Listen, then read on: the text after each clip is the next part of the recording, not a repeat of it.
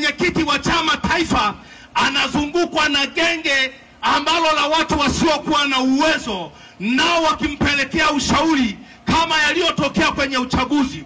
Wanampelekea ushauri mfukuze fulani, na yeye anakubali.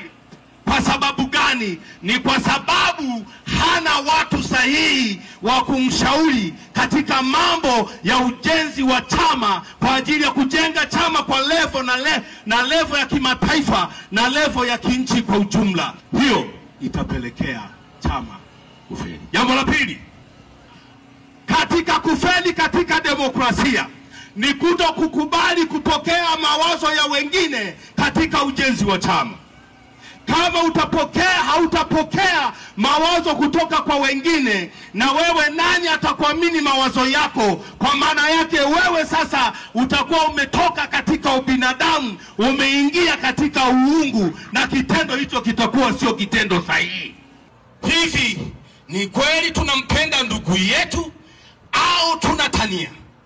Alipokuwa wilayani ya Ikungi alizungumza ya kwamba kwa maneno mazuri na maneno magumu yenye ukakasi, ili ya kwamba tutakapokwenda kwenye no reforms, no election, maana yake tunamaanisha, maana yake kama itashindikana hizo reforms zikakosekana, maana yake tutatoka ikiwemo barabarani, na maana yake tutakwenda kukinukisha.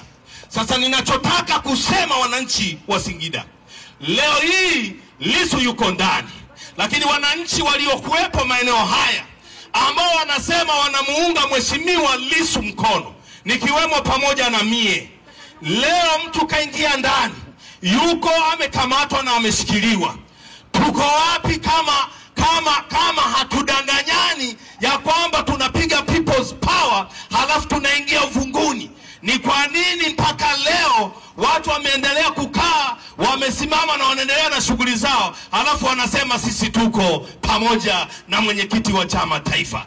Sasa ile kauli ya kusema ya kwamba tutakinukisha, kama leo hii mtu amekamatwa bado ametulia, hamna kitu. Wa Tanzania bado hawajawa tayari kwa ajili ya vitu vingine vya mapambano.